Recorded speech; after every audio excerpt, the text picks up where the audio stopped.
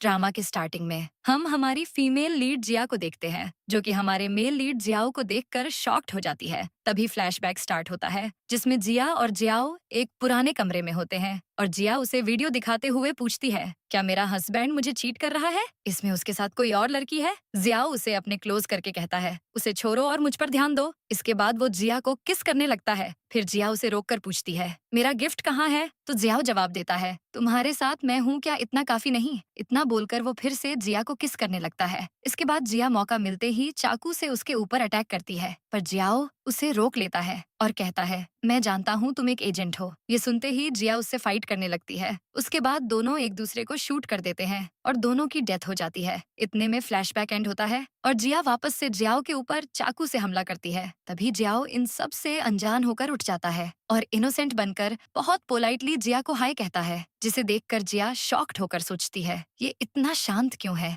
इतना सोचकर वो जियाओ से कहती है, सॉरी, मुझसे गलती से चाकू नीचे गिर गया। तब जियाओ चाकू उठाकर उसे देता है और कहता है, कोई बात नहीं, नेक्स्ट टाइम ध्यान रखना। फिर दोनों डाइनिंग टेबल पे बैठते हैं। तब जियाओ की स्टेप मॉम और रुई आती है। मॉम जिया से कहती है, रुई प्रेग्नेंट है, तुम्हें उसका ध्यान रखना होगा। फिर जिया फ्लैशबैक याद करती है, जिसमें रुई उसके आगे गिरगिरा रही थी। मॉम से मेरी कंप्लेंट मत करना, मैं तुम्हारी सारी बातें मानूंगी। तब जिया उसका हाथ पकड़कर बोलती है, मैं जानती हूँ तुम प्रेग्नेंट नहीं हो। इतने में फ्लैशबैक एंड होता है और रुई गुस्से में मॉम से कहती है, ये मेरा ध्यान नहीं रखेगी। तो जिया स्माइल करके बोलती है, मैं रुई का बहुत अच्छे से ध्यान रखूंगी। इसके बाद जियाओ फूड लेने के लिए हाथ आगे बढ़ाता है। तब जिया गुस्से में उसे रोक देती है और जियाओ डर के मारे हाथ पीछे कर लेता है। तब मॉम जियाओ से रूडली बोलती है, तुम्हारा खाना हो गया है, तो अब अपने रूम में जाओ। जियाओ बिना खाए चुपचाप वहाँ से चला जाता है। उसका ऐसे बिहेव करते देख जिया सोचती है, ये वो जियाओ नहीं है जिसे मैं जानती थी। ये सच में इतना शरीफ है तो जरूर मेरा एनिमी कोई और होगा। नाइट में जियाओ अपने बेड पे सोया रहता है। तब जिया उसके पास जाती है और उसके ऊपर बैठकर कपड़े से उसकी आंखें बंद कर देती है। फिर वो बिना एक आवाज किए जियाओ को सिड्यूस करने की कोशिश करती है, पर जियाओ शांत रहता है। तब जिया उठ जाती है और उसे देखते हुए सोचती है, ये चेंज हो गया है। अगर ये पहले जैसा होता तो आज खुद को कंट्रोल नहीं कर पाता। इतना सोचकर वो वहाँ से चली जाती है। उसके जाते ही जिया उठ जाता है और गुस्से में उसे घूरने लगता है। नेक्स्ट डे रुई जिया को देखते ही नीचे बैठ जाती है और एक्टिंग करने लगती है, मुझे मत मारो, मैं प्रेग्नेंट हूँ। तभी जिया का लीगल हस्बैंड फेंग वहाँ आकर रुई को आवाज देता है। रुई फेंग की आवाज सुनते ही और ज्यादा एक्टिंग करने लगती है। जिया बोलती है, आज तुम्हारी एक्टिंग काम नहीं आएगी। इतने में रुई जानबूझकर सीढ़ियों से गिर जाती है, पर जिया उसे बचा लेती है। फेंग घबराते हुए उनके पास आता है तो जिया भोली बनने का ड्रामा करते हुए कहती है, मैंने इसे बचा लिया, मैं बेबी को कुछ नहीं होने दूंगी। रुई शॉक्ड होकर सोचती है, ये इतनी जल्दी नीचे कैसे आ गई? इतने में फेंग जिया से पूछता है, तुम ठीक हो? जिया बोलती है, हाँ मैं ठीक हूँ, तुम रुई को हॉस्पिटल लेकर जाओ। जियाओ छुपकर उनकी बातें सुनता है। फेंग जिया को रेडी होने का बोलकर रुई के साथ वहाँ से चला जाता है। जियाओ भी वहाँ से जाने लगता है। तभी अचानक जिया उसे पीछे से रोक लेती है और कहती है, तुमने तो छुपकर सब देख लिया, तो बताओ क्या इंटरेस्टिंग लगा तुम्हें? तब जियाओ जवाब देता है, यहाँ सबने मास्क पहना हुआ है, किस किस को एक्सपोज करोगी? कुछ देर बाद सब हॉस्पिटल में होते हैं, जहाँ फेंग के डैड कमजोर हालत में बोलते हैं, मेरे डेथ के बाद सब कुछ फेंग को ही संभालना है। ये सुनते ही फेंग इमोशनल होकर घुटनों के बल बैठ जाता है और जियाओ भी उसके साथ बैठ जाता है। फेंग कहता है, डैड ऐसा मत बोलिए, आपको कुछ नहीं होगा। फिर वो उठकर डैड को बताता है कि आप बहुत जल्द ग्रैंडपा बनने वाले हैं। ये सुनकर डैड खुश होते हैं और जिया को बोलते हैं, तुम फेंग की लीगल वाइफ हो, इसलिए बेबी के बर्थ के बाद तुम उसकी लीगल मॉम कहलाओगी। फिर डैड जियाओ से कहते हैं, तुम आज यहीं हॉस्पिटल में रुकोगे? जियाओ घुटनों के बल बैठकर हाँ कहता है। तो मॉम अच्छी बनने का ड्रामा करते हुए कहती है, अब उठ जाओ, कब तक नीचे बैठे रहोगे? जियाओ को देखकर सोचती है, आज मैं तुम्हें चेक करूंगी, आखिर तुम्हारी इंटेंशन क्या है। नाइट में जिया नर्स का गेटअप लेकर जियाओ के पास आती है और उसे इंजेक्शन देने की कोशिश करती है। तभी जियाओ डर के मारे बेहोश हो जाता है। जिया उसे बेड पे लिटाकर जाने लगती है। तब जियाओ उसे पकड़ लेता है और कहता है, अभी मत जाओ। तो जिया बोलती है, तुम बेहोश होने का नाटक कर रहे थे, प्रीवियस लाइफ में तुम जैसे थे आज भी वैसे ही हो। जियाओ अनजान बनते हुए कहता है, ये तुम क्या बोल रही हो? जिया कुछ नहीं बोलकर वहाँ से जाने लगती है। तब जियाओ उसके कमर को पकड़कर बोलता है, क्या फेंग को पता है तुम मेरे पास आई हो? जिया उसे सिड्यूस करते हुए कहती है, हमारे बीच फेंग को क्यों ला रहे हो? मैं तो तुमसे मिलने आई थी। जियाओ बोलता है, तुम मेरी सिस्टर इन लॉ हो,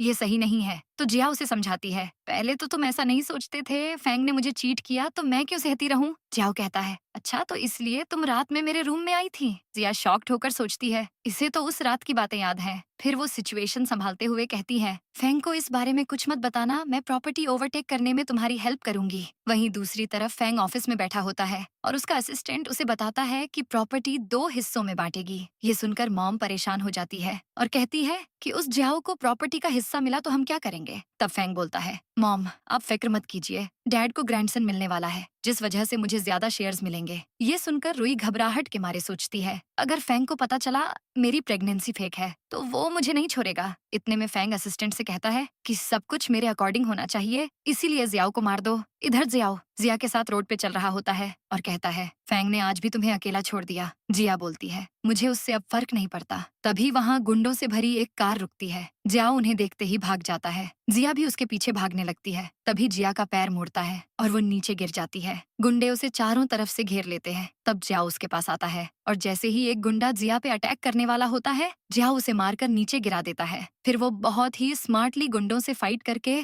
उन्हें हरा देता है। जिया उसे देखकर कहती है, मैं यही एक्सपेक्ट कर रही थी। जिया उसके पास आकर पूछता है, तुम अकेली क्या बरबरा रही हो। जिया बोलती है, तुम तो एक ट्रेंड एजेंट की तरह लड़ते हो। जियाओ जवाब देता है, अगर मैं फाइट नहीं करूंगा तो मेरी स्टेप मॉम और स्टेप ब्रदर मुझे कभी भी मार सकते हैं, इसलिए मैंने फाइटिंग सीखी। जिया पूछती है कि इन गुंडों को किसने भेजा होगा, तो जियाओ कहता है, मुझे नहीं पता। तब जिया उसे बताती है कि फेंग ने मुझसे धोखे से शादी की, वो मुझसे प्यार नहीं करता है। उसकी गर्लफ्रेंड रुई मुझे टॉर्चर किया करती थी। वो सब मेरे दुश्मन है, तुम मेरे दुश्मन के दुश्मन हो, इसीलिए मैं तुम्हारा साथ दूंगी। थोड़ी देर बाद वो दोनों घर के बाहर पहुंचते हैं। तब जिया उससे पूछता है, मेरी हेल्प करने के बदले तुम्हें क्या चाहिए। तो जिया बोलती है, मुझे बस 30% शेयर्स चाहिए। तो जियाओ कहता है, ठीक है मिल जाएंगे। फेंग और तुम्हारे बीच कोई फीलिंग्स नहीं है तो क्या हमारे बीच क्लोजर हो सकता है। जिया समझ नहीं पाती और पूछती है, क्या मतलब है। इतने में जियाओ उसे अपने क्लोज करके किस करने लगता है और जिया उसे खुद से दूर करके घर के अंदर चली जाती है। जिया के जाते ही जियाओ स्माइल करके खुद से कहता है, जिया तुम्हारा इस नई लाइफ में स्वागत है। इतने में फ्लैशबैक स्टार्ट होता है जिसमें जियाओ के सर में बहुत दर्द होता है और उसे अचानक अपने प्रीवियस लाइफ की सारी बातें याद आ जाती है। फिर वो खुद से कहता है, मैं इस बॉडी का ऑनर हूँ, मुझे अनजान बनने का ड्रामा कंटिन्यू करना होगा। उसके बाद वो कंप्यूटर पे फेंग फैमिली की सारी डिटेल्स देखता है। इतने में फ्लैशबैक एंड होता है। नेक्स्ट मॉर्निंग सभी प्रॉपर्टी के पेपर्स का वेट करते हैं। तब असिस्टेंट वहाँ आकर सबको बताता है कि 3 मंथ्स में जिसके पास ज्यादा बोर्ड मेंबर्स का सपोर्ट होगा वही नेक्स्ट चेयरमैन बनेगा। ये सुनकर फेंग शॉक्ड होता है। कुछ देर बाद वो ऑफिस में बैठे गुस्सा करता है कि जियाओ के साथ मुझे कंपेयर क्यों किया जा रहा है। तो मॉम उसे समझाती है, तुम टेंशन मत लो, ज्यादातर बोर्ड मेंबर्स हमारे साइड है। फेंग बोलता है, मैंने अपने टॉप फाइटर्स उसे मारने के लिए भेजे थे, फिर वो बच कैसे गया। वहीं दूसरी तरफ जिया सबकी नजरों से छुपकर जियाओ से मिलती है और पूछती है, कंपनी की क्या सिचुएशन है। जियाओ बताता है, बोर्ड मेंबर्स फेंग के साइड है। जिया पूछती है, अब तुम क्या करोगे। तब जियाओ उसके कान में कहता है, मैं जानता हूँ तुम संभाल लोगी। जिया इनोसेंट बनने का ड्रामा करते हुए वहाँ से चली जाती है। तब जियाओ उसे देखते हुए खुद से कहता है,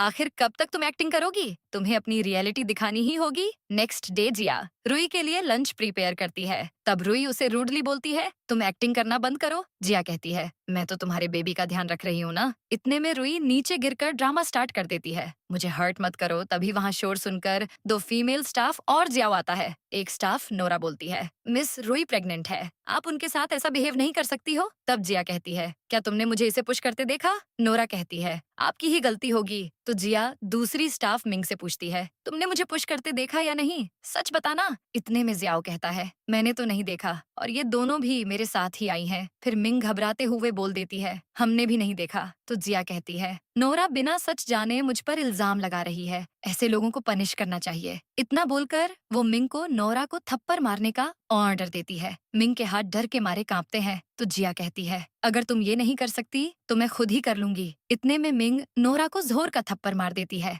रुई शॉक्ड होकर जिया को देखती है और सोचती है, ये इतनी ब्रेव कैसे हो गई, पहले तो ये हमसे डरा करती थी। कुछ देर बाद रुई मॉम के साथ बैठकर रोने का ड्रामा करती है। तब मॉम जिया को डराने लगती है, रुई प्रेग्नेंट है, तुमने उसे बुली करने का सोचा भी कैसे। इतने में फेंग वहाँ आ जाता है और जिया घुटनों के बल बैठकर मासूम बनने की एक्टिंग करने लगती है। वो फेंग से कहती है, मैंने कुछ भी नहीं किया, रुई माँ बनने वाली है, मैं उसे हर्ट करने का कैसे सोच सकती हूँ। इतने में रुई गुस्से में आकर उसके फेस पे पानी फेंकती है। फेंग जिया को देखकर सोचता है, ये कितनी ब्यूटीफुल है, मैंने अब तक इसके ऊपर ध्यान क्यों नहीं दिया। इतना सोचकर वो जिया को बोलता है, मुझे तुम पर बिलीव नहीं है, तुमने ही रुई को बुली किया होगा, आगे से ऐसा मत करना। जिया हाँ बोलकर वहाँ से चली जाती है। नाइट में दोनों छुपकर मिलते हैं। तब जियाओ जिया से कहता है, तुम फेंग को अपनी ब्यूटी से अट्रैक्ट कर रही हो। तो जिया बोलती है ये तो करना ही है, आखिर हमारे प्लान का जो हिस्सा है। तब जियाओ बोलता है फैंग को छोड़ दो और मुझसे शादी कर लो। जिया बोलती है ये पॉसिबल नहीं और वहां से चली जाती है। नेक्स्ट डे फैंग जिया को अपने केबिन में बुलाता है।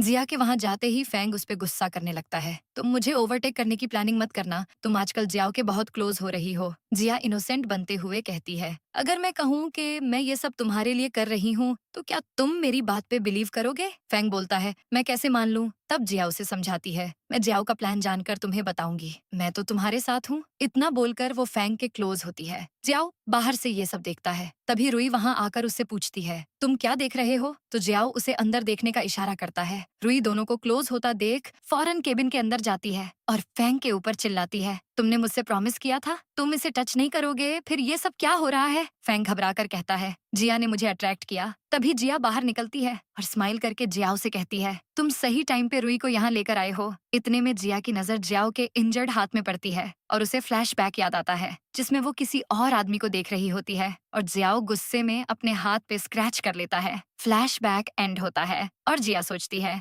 इसकी फीलिंग्स अब तक नहीं बदली हैं। नेक्स्ट डे सभी मीटिंग रूम में होते हैं। फैंग सबको अपने पेरेंट्स की पिक्चर दिखाकर बताता है कि हम अपने ब्रांड के लिए इन्हें यूज कर सकते हैं, ये क्यूट कपल है। सभी खुश होकर उसकी बात से अग्री करते हैं। तब जियाओ कहता है तुम जल्दबाजी में फैसला मत लो, अभी बहुत टाइम है सोचने के लिए। थोड़ी देर बाद जियाओ और जिया मिलते हैं। जियाओ जिया को बताता है कि बोर्ड मेंबर्स फैंग की ही तारीफ कर रहे थे। जिया बोलती है इससे तुम्हारे लिए प्रॉब्लम खड़ी हो जाएगी। तो जियाओ कहता है मैं सब संभाल लूंगा। दूसरी तरफ फैंग अपनी मॉम के साथ बैठा होता है। तब मॉम खुश होकर बोलती है तुम बेफिक्र हो जाओ, वोट हमें ही ज्यादा मिलेंगे। मैं गेस्ट को देने के लिए एक्सपेंसिव गिफ्ट्स भी लाई हूँ। ये सुनकर फैंग फ्लावर वेस निकालता है और कहता है ये सच में बहुत ब्यूटीफुल है, गेस्ट हमसे इम्प्रेस हो जाएंगे, फिर हमें और ज्यादा अवार्ड्स मिलेंगे। नाइट में रुई सबकी नजरों से छुपकर फ्लावर वेस लेती है और एक अजीब सी स्माइल करती है जैसे उसके दिमाग में कोई प्लान चल रहा हो। नेक्स्ट डे बिजनेस वर्ल्ड का एक गेस्ट फैंग के घर आता है। वो फैंग से एक्साइटेड होकर कहता है तुम्हारी मॉम ने मेरे लिए गिफ्ट प्रिपेयर किया है, मुझसे तो रहा ही नहीं जा रहा। फैंग बोलता है 5 फ्लावर वेस है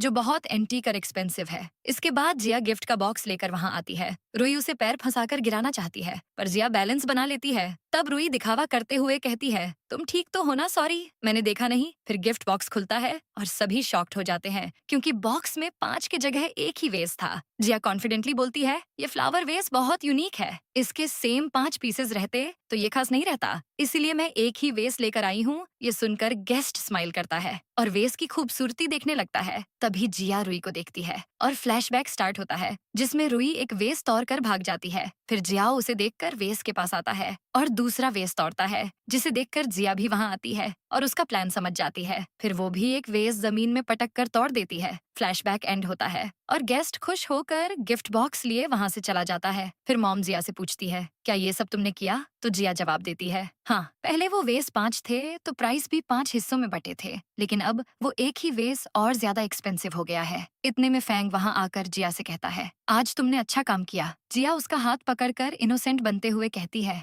ये सब मैंने तुम्हारे लिए किया, मैं बस तुम्हें खुश देखना चाहती हूँ। ये देखकर रुई जलन के मारे सोचती है जिया फैंग के क्लोज होती जा रही है, ऐसे में वो मेरी फेक प्रेगनेंसी को कभी भी एक्सपोज कर देगी, मुझे जल्दी कुछ करना चाहिए। नाइट में फैंग अपने रूम में सोया रहता है। तब रुई नाइट ड्रेस पहनकर उसके पास जाती है और उसे सिड्यूस करने लगती है। फैंग बोलता है अभी ऐसा मत करो। तो रुई कहती है मैंने तुम्हें बहुत मिस किया, अब मैं तुमसे दूर नहीं रह पाऊंगी। इसके बाद दोनों एक दूसरे के क्लोज आ जाते हैं। थोड़ी देर बाद मेड मॉम को आकर कहती है मैडम जल्दी चलिए, मिस्टर फैंग और मिस रुई बहुत परेशान है। ये सुनते ही सब फौरन फैंग के रूम में जाते हैं। रुई पेट दर्द के कारण बेड पे पड़ी होती है और फैंग उसके लिए परेशान हो रहा होता है। वहीं साइड में जिया जियाओ के हाथ में इशारे से पूछती है क्या तुमने कुछ किया? जियाओ कहता है नहीं, मैं क्यों करूंगा। जिया इशारे से बोलती है मुझे पता है, तुम भी एक एजेंट हो, तुम कुछ भी कर सकते हो। इतने में फैंग चिल्लाता है कि डॉक्टर को बुलाओ। तब मॉम कहती है प्रेगनेंसी में ऐसे दर्द होना नॉर्मल है, अब सब अपने अपने रूम में जाओ, मैं रुई का ध्यान रखूंगी। ये सुनते ही सब वहाँ से चले जाते हैं। तब मॉम रुई को बोलती है तुम अब प्रेग्नेंट नहीं हो, लेकिन तुम्हें ये ड्रामा कंटिन्यू ही करना होगा। रुई सोचती है फिर से नहीं, अब तक तो मैं वही कर रही थी। फैंग सैड होकर रुई को बोलता है तुम फिक्र मत करना, मैं तुम्हारे साथ हूँ। तब रुई अच्छी बनने का ड्रामा करते हुए कहती है मैं तुम्हारे लिए बेबी लाना चाहती थी। नेक्स्ट सीन में जियाओ स्मोक कर रहा होता है और जिया उससे सिगरेट लेकर खुद स्टाइल से स्मोक करने लगती है और कहती है, तुम्हें तो सब याद आ गया है। जियाओ पूछता है, तुम्हारा मतलब क्या है? तो जिया बोलती है, अब अनजान मत बनो, तुम्हारे किस करने के स्टाइल से ही मैं तुम्हें पहचान गई थी। इतने में फ्लैशबैक दिखता है जिसमें जियाओ जिया को जबरदस्ती किस करता है। फ्लैशबैक एंड होते ही जियाओ जिया से पूछता है, तुमने एक किस से कैसे पहचान लिया? तो जिया कहती है, तुम मुझे इतने सालों से किस करते आ रहे थे तो भला मैं तुम्हारा स्टाइल कैसे भूलती। इतना बोलकर वो जियाओ को किस करती है। जियाओ शॉक्ड हो जाता है। फिर वो पूछता है, अब तो तुम मुझे मार दोगी? जिया जवाब देती है, नहीं वो पुरानी बातें हैं, हम अब दूसरी लाइफ जी रहे हैं। पहले हमारी एंडिंग बहुत नॉर्मल हुई थी, साथ में डेथ होने की वजह से अब मेरा ऐसा कोई इरादा नहीं है। जियाओ कहता है, अगर ऐसा है तो हम साथ काम करते हैं और पैसे कमाते हैं। जिया बोलती है, ये आइडिया सही है, जो भी फायदा होगा 50-50 कर लेंगे। इसके बाद दोनों मिडनाइट में छुपकर केमिकल लैब में जाते हैं। जिया कहती है, यहाँ प्रोडक्ट्स के सारे टेस्ट होते हैं। जियाओ पूछता है, तुम फैंग के साथ इतने टाइम से हो, तुम्हें क्लियर कुछ पता क्यों नहीं है? तब जिया बोलती है,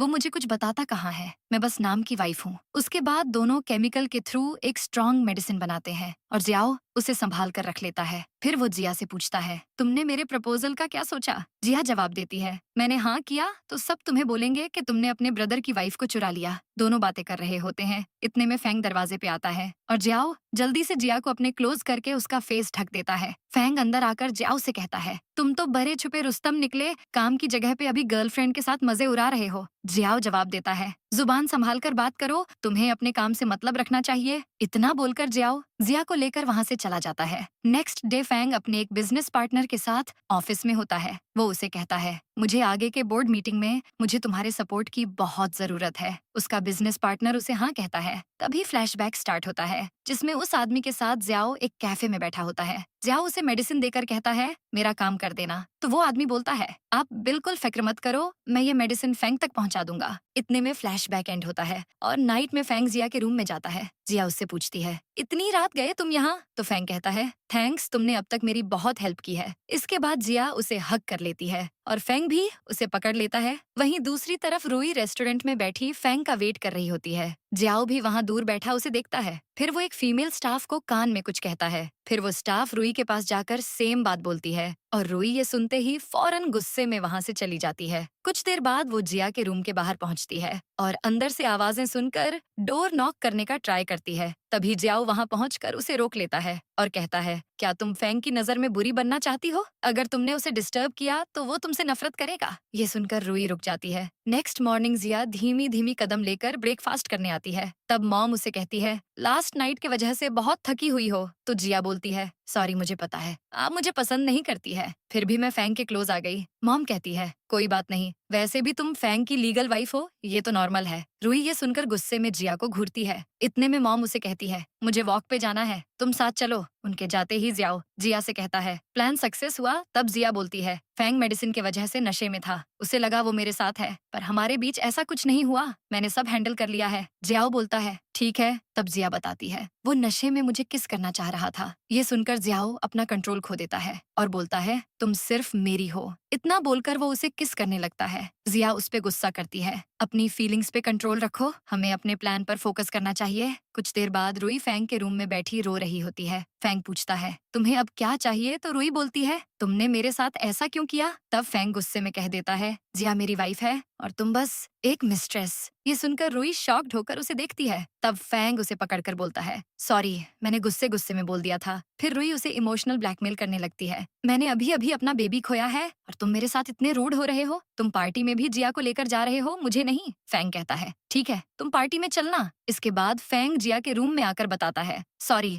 मैं तुम्हें पार्टी में लेकर नहीं जा सकता हूँ। जिया इनोसेंट बनने का ड्रामा करते हुए कहती है, कोई बात नहीं, तुमने थोड़े टाइम मेरी केयर की, वही काफी है। ये सुनकर फैंग इमोशनल होकर जिया को हग कर लेता है और सोचता है, ये कितनी काइंड पर्सन है। नेक्स्ट डे जिया रूई को पार्टी में जाने के लिए रेडी कर रही होती है। तब रूई उसे भड़काती है कि तुम तो पार्टी में फैंग के साथ नहीं जा रही हो। जिया बोलती है, ज्यादा बकबक मत करो वरना मैं नीडल से तुम्हारी बोलती बंद कर दूंगी। रूई पूछती है, तुम्हारा क्या मतलब है? तब जिया उसके ड्रेस से एक नीडल निकालकर उसे डराने लगती है, मुझे ज्यादा परेशान मत करो, नहीं तो मैं तुम्हारे इस फेस को खराब कर दूंगी। रूई कहती है, मुझे छोड़ो। तब जिया उसे बताती है, मुझे फैंग से प्यार नहीं है, मुझे तो बस उसका पैसा चाहिए। रूई कहती है, तुम फैंग को चीट कर रही हो, उसे बहुत बुरा लगेगा। जिया बोलती है, मुझे फर्क नहीं पड़ता और रूई को धक्का देकर चली जाती है। ये सब फोन में रिकॉर्ड होता है और रूई स्माइल करके खुद से कहती है, मैं तुम्हारा खेल खत्म कर दूंगी। नाइट में रुई फैंग के साथ पार्टी में जाती है। सभी गेस्ट उन्हें देखकर गॉसिप करते हैं कि ये दोनों साथ कितने अच्छे लग रहे हैं। तभी जिया मास्क लगाए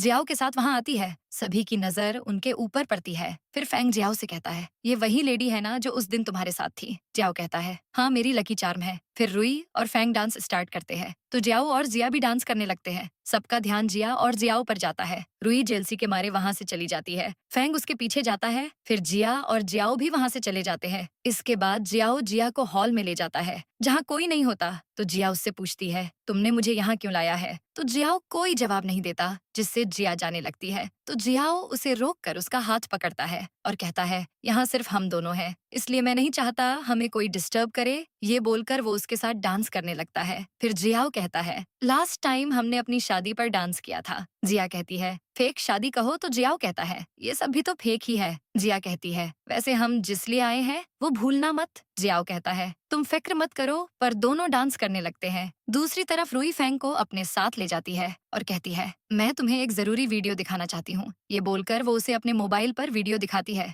वहीं सभी गेस्ट के मोबाइल पर वो वीडियो आता है तो सभी वीडियो देखने लगते हैं। तब जियाओ जिया से कहता है, यहाँ वो लोग आपके मकसद के लिए आए हैं? ये सुनकर जिया बोलती है, तो क्या हम भी इसलिए नहीं आए हैं? ये सुनकर जियाओ उसे हर्ट करता है, जिससे जिया उसे देखने लगती है। वीडियो में दिखाया जाता है कि रुई गुस्से में जिया का गला दबाते हुए कहती है, फैंग मेरा है इसलिए तुम उससे दूर हो जाओ। जिया कहती है, पर अब फैंग मेरा हस्बैंड है इसलिए तुम उससे दूर हो जाओ। रुई कहती है, तुम्हें लगता है मैं उससे प्यार करती हूँ, मुझे पसंद उसके पैसे चाहिए। अगर मैं उससे शादी कर लूंगी तो मैं रिच हो जाऊंगी। ये सुनकर जिया कहती है, पर तुम तो उसके बच्चे की मॉम बनने वाली थी। ये सुनकर रुई हंसते हुए बताती है कि ये सब एक झूठ है, ऐसा कुछ हुआ ही नहीं। तब सभी गेस्ट को सच पता चलता है कि फैंग की रियल वाइफ जिया है और रुई उसकी मिस्ट्रेस है। ये जानकर सभी शॉक्ड हो जाते हैं। वहीं फैंग गुस्से में रुई से कहता है, ये सब क्या है? जिससे रुई उसे बताती है कि ये वीडियो फेक है, तुम्हें इस बार यकीन नहीं करना चाहिए। जिससे फैंग उसे मोबाइल देते हुए कहता है, ये वीडियो फेक नहीं है, और वहाँ से पार्टी में आता है जहाँ सभी उसे देखने लगते हैं। तो फैंग एक गेस्ट से मोबाइल लेकर वीडियो देखता है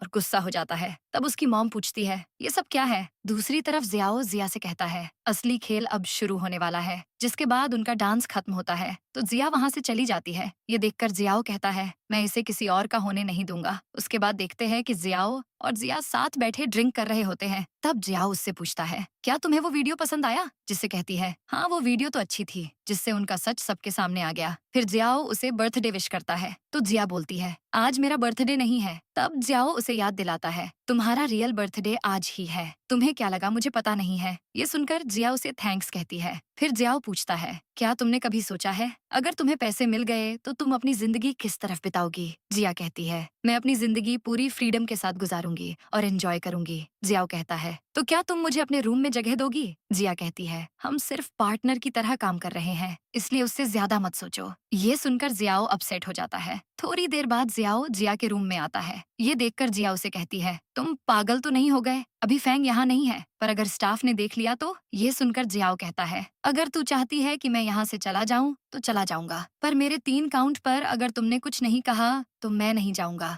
ये बोलकर वो अपनी काउंटिंग स्टार्ट करता है, पर जिया कुछ नहीं बोलती, उल्टा ड्रिंक करने लगती है। जिससे जियाओ की काउंटिंग खत्म होते ही वो जिया को अपने क्लोज करता है और किस करने लगता है। फिर वो दोनों नाइट स्पेंड करते हैं। नेक्स्ट मॉर्निंग जिया उठती है तो जियाओ वहाँ नहीं होता। वहीं टेबल पर एक नोट रखा होता है जिस पर लिखा होता है कि लास्ट नाइट तुम थक गई होगी, इसलिए अच्छे से नाश्ता कर लेना। ये पढ़कर वो स्माइल करने लगती है। दूसरी तरफ फैंग अपने असिस्टेंट पर गुस्सा करते हुए बोल रहा होता है कि ये वीडियो वायरल कैसे हुई, तुम्हें इसे जल्दी से जल्दी हटाना होगा। तब उसकी मॉम उसे बताती है कि हमारे शेयर्स भी डाउन हो गए। ये सुनकर फैंग कहता है, अगर डैड को पता चला कि ये सब मेरी वजह से हुई है तो वो मुझ पर गुस्सा करेंगे। तभी जिया वहाँ नाश्ता लेकर आती है और फैंग के टेबल पर एक डिवाइस लगाती है। उसे देखकर फैंग पूछता है, तुम यहाँ क्या कर रही हो? मॉम भी गुस्से में कहती है, तुम यहाँ से जाओ, क्या तुम्हें दिख नहीं रहा है? हम बात कर रहे हैं। तब जिया कहती, मैं फैंग की रेप्यूटेशन को बचा सकती हूँ। ये सुनकर फैंग जिया को रुकने को कहता है और पूछता है, तुम ये कैसे करोगी? जिया बोलती है, क्योंकि मैं ये बात साबित कर सकती हूँ कि तुम एक अच्छे हस्बैंड हो। तो फैंग पूछता है, तुम ये कैसे करोगी? जिया बोलती है, हमें ये बात पब्लिक तक पहुँचानी होगी, जिसके लिए हम प्रेस कॉन्फ्रेंस कर सकते हैं। ये सुनकर असिस्टेंट कहता है, ये प्लान बहुत अच्छा है। वहीं जियाओ दूर बैठा ये सब सुन रहा होता है। अब देखते हैं, जिया फैंग के साथ कैमरे के आगे बैठी है और सबको बताती है कि आप लोगों ने जो वीडियो देखा था वो फेक है, क्योंकि मैं फैंग को अच्छी तरह जानती हूँ। वो ऐसा नहीं कर सकता थी, ने उसे ड्रग दिया था और उनके बीच कुछ नहीं हुआ वगैरह वगैरह। ये सब देखकर पब्लिक उन्हें सपोर्ट करती है। फिर लाइव स्ट्रीम बंद होने के बाद फैंग असिस्टेंट से पूछता है लोगों ने क्या रिस्पॉन्स किया है, तो वो उसे बताता है कि उन्हें अब कोई प्रॉब्लम नहीं है। ये जानकर फैंग हैप्पी हो जाता है। इसके बाद फैंग और उसकी मॉम जिया की तारीफ करते हैं कि तुमने हमारी रेप्यूटेशन बचाई। फिर मॉम उससे कहती है अब तुम बाहर जाओ, मुझे फैंग से बात करनी है। वहीं जियाओ उनकी सारी बात सुन रहा होता है। तब मॉम फैंग से कहती है जिया अपनी मॉम का सच नहीं जानती है, इसलिए वो तुमसे अच्छा बर्ताव कर रही है, पर अगर उसे सच का पता चला तो वो तुम्हें छोड़कर चली जाएगी। फैंग कहता है आप उसकी फिक्र मत कीजिए, मैं उसे अपने तरीके से हैंडल कर लूंगा। अभी हमारे स्टॉक्स फिर से ऊपर जा रहे हैं, इसलिए डैड मुझसे गुस्सा नहीं होंगे। फिर मॉम बोलती है अब रूई को घर से निकाल दो। जिसके बाद फैंग रूई से कहता है अब तुम इस घर से जा सकती हो, क्योंकि मुझे तुम्हारी असलियत पता चल गई है। तो रूई कहती है तुमने जो देखा वो सब झूठ है, ये सब जिया ने किया है। फैंग कहता है अब तुम यहाँ नहीं रह सकती। ये बोलकर वो वहाँ से चला जाता है। तभी जिया एक मेड के साथ उसका लगेज लिए आती है और उसे देते हुए कहती है मैंने तुम्हारा सामान पहले ही पैक कर दिया। ये सुनकर रूई गुस्से में कहती है ये सब तुम्हारी वजह से हुआ, और बोलकर वो उसे मारने के लिए आगे होती है, पर सर्वेंट्स उसे पकड़कर घर से निकाल देती है। फिर जियाओ जिया से बात करता है और उसे बताता है कि गेम रूई को तो इस घर से निकाल दिया, अब तुम अकेली बची हो जो फैंग के साथ हो, पर मैंने उसे भी मारने का पूरा इंतजाम कर लिया है। ये जानकर जिया कहती है क्या तुम में इंसानियत नहीं बची है? तो जियाओ कहता है तुम भी तो यही चाहती हो। फिर फैंग जिया को हक करते हुए उसे थैंक्स कहता है, जिससे जिया मुंह छुपाकर हंसते हुए उसे दिलासा देती है। तो फैंग खुश हो जाता है। उसके बाद जियाओ जिया को स्टोर ले जाता है, जहाँ वो उससे पूछती है तुम मुझे यहाँ क्यों लाए हो? तो जियाओ उसे एक रूम में ले जाता है जो उसका सीक्रेट रूम होता है, और उसे बताता है कि मैंने सोचा हमारे मिलने और प्लानिंग करने के लिए एक जगह तैयार करूं, इसलिए मुझे इससे अच्छी जगह नहीं मिली। फिर जियाओ जिया के क्लोज आने लगता है, जिससे वो उसे रोकती है और उसका गला दबाते हुए कहती है तुम ये मत सोचना कि मैं तुम्हें अपने क्लोज आने दूंगी। हमने फैंग के डैड का इंतजाम भी कर दिया है, बस अब उसकी मॉम बची है। नेक्स्ट मॉर्निंग जिया फैंग और उसकी मॉम के साथ नाश्ता करते हुए बोलती है बहुत दिनों से मैं अपनी मॉम से नहीं मिली हूँ, इसलिए मैं उनसे मिलना चाहती हूँ। ये सुनकर मॉम गुस्से में कहती है हमने उनका इंतजाम अच्छे हॉस्पिटल में करवा दिया है, इसलिए तुम उनकी फिक्र मत करो और वहाँ जाने की भी जरूरत नहीं है। ये सुनकर फैंग मॉम से कहता है बस अब बहुत हुआ, आप मेरे स्टडी रूम में आए, मुझे आपसे बात करनी है। जिसके बाद फैंग मॉम से कहता है जिया हमारी इतनी मदद कर रही है, इसलिए आप उसके साथ ये नहीं कर सकती। तो मॉम बोलती है पर उसकी मॉम वहाँ नहीं है, अगर वो वहाँ गई तो उसे सच का पता चल जाएगा। फैंग कहता है तो फिर आप उसकी मॉम को वीआईपी रूम में शिफ्ट करवा दीजिए। वहीं जियाओ जिया के साथ सारी बातें सुन रहे होते हैं और हंसने लगते हैं। फिर मॉम अपने लोगों को कॉल करती है और उन्हें बताती है कि जिया अपनी मोबाइल से मिलने जाने वाली है, इसीलिए तुम लोग उसे वीआईपी वार्ड में शिफ्ट करवा दो। इसके बाद जिया फैंग के पास जाती है, जहाँ वो अपने इयरिंग्स डिवाइस को ठीक करने लगती है। तो फैंग उससे पूछता है तुम्हारी इयरिंग में क्या प्रॉब्लम है? जिया जल्दी से कहती है मुझे इच्ची हो रही है। ये सुनकर फैंग कहता है ये चीप इयरिंग ऐसे ही होते हैं, इसीलिए मैं तुम्हें शॉपिंग पर ले जाऊंगा। तभी उनके मोबाइल पर कॉल आता है और उन्हें पता चलता है कि जिया की मॉम की मौत हो गई। ये जानकर वो दोनों शॉक्ड हो जाते हैं। अब देखते हैं कि जिया फैंग के साथ हॉस्पिटल रूम में होती है और एक बॉडी को देखकर रो रही होती है, जिसका चेहरा ढका होता है। ये देखकर फैंग असिस्टेंट को इशारा करता है कि वो जिया को बाहर ले जाओ। जिसके बाद फैंग अपनी मॉम पर गुस्सा करते हुए कहता है मैं जानता हूँ ये आपने किया। मॉम बोलती है पर मैंने ऐसा कुछ नहीं किया है, मैंने तो इसे वीआईपी वार्ड में शिफ्ट करवाने का ऑर्डर दिया था। पर फिर भी फैंग को यकीन नहीं होता, तो वो मॉम से कहता है अब आप जिया के पास जाइए और उसे कंफर्टेबल कीजिए, क्योंकि आपकी वजह से ये सब हो रहा है। ये सुनकर मॉम न चाहते हुए भी जिया के पास आती है, जो बाहर बैठी रो रही होती है। तब मॉम उसे अपने क्लोज करते हुए कहती है सॉरी, ये सब मेरी वजह से हुआ। तभी जिया उससे कहता है अब एक्शन का टाइम हो गया। ये सुनकर वो उठकर मॉम से कहती है मैं जानती हूँ इसमें आपकी गलती नहीं है। फिर वो उनके कान में कहती है पर अब आपको इसकी सजा मिलेगी, क्योंकि आप एक बेशर्म इंसान हैं। ये सुनकर मॉम गुस्से में कहती है मुझे पता था तुम अच्छी होने की एक्टिंग कर रही हो, पर तुम्हारा असली चेहरा ये है। जिसके बाद जिया जानबूझकर मॉम के हाथ से खुद को थप्पड़ मारती है और नीचे गिरकर रोने लगती है। उसकी आवाज सुनकर फैंग बाहर आता है और ये देखकर जल्दी से जिया को उठाता है। तब जिया उसे बताती है कि मॉम ने मुझे थप्पड़ मारा। ये सुनकर फैंग मॉम पर गुस्सा करता है, जिससे तो मॉम उसे बताती है कि तुम मुझे गलत समझ रहे हो, ये सब जिया ने किया है, मैंने नहीं। तो फैंग उनका हाथ देखता है और कहता है पर सबूत मेरे सामने है, इसलिए आप झूठ मत बोलिए। मॉम बोलती है अगर ऐसा है तो तुम सीसीटीवी देख लो, तुम्हें सच का पता चल जाएगा। थोड़ी ही देर में असिस्टेंट सीसीटीवी फुटेज लेकर वहां आता है जो जियाओ ने पहले ही एडिट कर रखी होती है। फिर फैंग वीडियो में देखता है कि मॉम बाहर आते ही जिया को थप्पड़ मारती है। ये देखकर वो गुस्सा हो जाता है तो मॉम बोलती है ये वीडियो फेक है, ये लोग मुझे फंसाने की कोशिश कर रहे हैं। जिससे फैंग असिस्टेंट से कहता है इन्हें यहाँ से ले जाओ। फिर फैंग जिया को हक करते हुए कहता है तुम मेरे लिए बिल्कुल अच्छी वाइफ हो। ये बोलकर वो उसे हक करता है। ये देखकर जियाओ को गुस्सा आता है और वो जिया से उससे दूर रहने को कहता है, पर जिया फैंग को और क्लोज कर लेती है। इसके बाद देखते हैं कि जियाओ के साथ बैठकर ड्रिंक कर रही होती है। तब जियाओ कहता है वो तुम्हारी मॉम नहीं थी, फिर भी हमारे बहुत काम आई। जिया कहती है तुम सही कह रहे हो, ये प्रॉब्लम सॉल्व हो गई। ये सुनकर जियाओ कहता है पर तुम्हें मुझसे एक वादा करना होगा कि तुम फैंग से दूर रहोगी। तो जिया कहती है तुम ऐसे बिहेव क्यों कर रहे हो कि तुम एक जेलस बॉयफ्रेंड हो, जबकि हमारे बीच ऐसा कुछ नहीं है। ये सुनकर जियाओ उसे अपने क्लोज करके कहता है तो तुम्हें क्या लगता है मैं 3 साल से तुम्हारे साथ एक्टिंग कर रहा हूँ, जबकि मैंने हर बार तुम्हारे लिए अपने दिल को चुना है। ये सुनकर जिया कहती है अगर ऐसा है तो तुम खुद को प्रूव करो कि तुम एक पार्टनर और हस्बैंड बन सकते हो, फिर मैं तुम्हारे बारे में जरूर सोचूंगी। जियाओ कहता है ठीक है, फिर तुम देखती जाओ, जल्दी ही सारी प्रॉपर्टी और तुम भी मेरी हो जाओगी। इसके बाद जियाओ जिया के साथ फैंग के स्टडी रूम जाता है जहाँ उसका असिस्टेंट काम कर रहा होता है, तो वो उसे बेहोश कर देते हैं। फिर जियाओ उसके लैपटॉप से इम्पोर्टेंट फाइल अपने पेन ड्राइव में ट्रांसफर करने लगता है। वहीं जिया भी लॉकर से इम्पोर्टेंट पेपर्स निकाल रही होती है। तभी फैंग घर आ जाता है और स्टडी रूम जाने लगता है। ये देखकर सर्वेंट जल्दी से जिया को मैसेज करके बताती है कि फैंग घर आ गया है। वहीं उन दोनों का काम हो जाता है और जैसे ही फैंग अपने स्टडी में एंटर करता है तो वो देखता है कि सारी चीजें इधर उधर फैली होती हैं और असिस्टेंट वहीं बेहोश पड़ा होता है। ये देखकर वो गुस्से में उसे आवाज देता है और पूछता है तुमने ये सब क्यों किया। तब असिस्टेंट उसे बताता है कि मुझे नहीं पता ये किसने किया है, पर फैंग गुस्से में उसे थप्पड़ मारता है। वहीं जियाओ और जिया छुपकर हंस रहे होते हैं। उसके बाद जियाओ और जिया उन पेपर्स को चेक करते हैं और अपने आगे के प्लान की प्लानिंग करने लगते हैं। तभी जियाओ उसे किस करने को कहता है, पर जिया मना कर देती है। फिर रुई उन्हें स्टोर रूम से निकलते हुए देख लेती है और सोचती है ये लोग वहाँ क्या कर रहे थे। ये सोचकर वो उनका पीछा करने लगती है और पार्किंग में पहुँचती है, जहाँ जियाओ जिया से कहता है क्या तुम्हें भी रुई के बारे में पता चल गया है। तो जिया कहती है हाँ मैं जानती हूँ, वो हमारा पीछा कर रही है। उन्हें बात करता देखकर रुई जल्दी से अपना मोबाइल निकालती है और उनकी फोटो क्लिक करने लगती है। तभी जियाओ अपनी ट्रिक का यूज करता है जिससे रुई का मोबाइल ऑफ हो जाता है। ये देखकर उसे बहुत गुस्सा आता है और वो फिर से उनका पीछा करने लगती है। तब जियाओ जिया के साथ होटल के एक रूम में जाता है। ये देखकर रुई पुलिस को कॉल करती है और सोचती है अब मैं फैंग के सामने जिया की सच्चाई लाऊंगी कि वो गैर मर्दों के साथ होटल जाती है। थोड़ी ही देर में पुलिस वहाँ आती है तो रुई उनसे कहती है मैंने उन्हें यहीं जाते देखा है। ये सुनकर पुलिस बेल बजाते हैं। तब जिया दरवाजा खोल देती है और पुलिस जल्दी से उसके रूम में जाते हैं और फैंग को पकड़ लेते हैं। ये देखकर फैंग और जिया पुलिस को बोलते हैं कि आप लोग ये क्या कर रहे हैं। पुलिस वाला कहता है तुम लोग यहाँ ये सब नहीं कर सकते। तभी वो लोग फैंग को देखते हैं और उसे छोड़ते हुए बोलते हैं कि हमें यहाँ रुई ने बुलवाया था। तब फैंग उन्हें अपना कार्ड दिखाता है जिससे वो लोग जिया और फैंग को सॉरी कहते हैं और रुई को धमकी देते हैं कि अगर दोबारा तुमने हमारा टाइम वेस्ट किया तो हम तुम्हें जेल भेज देंगे। जिसके बाद रुई फैंग से कहती है तुम यहाँ क्या कर रहे हो। तो फैंग कहता है मैं यहाँ अपनी वाइफ के साथ हूँ।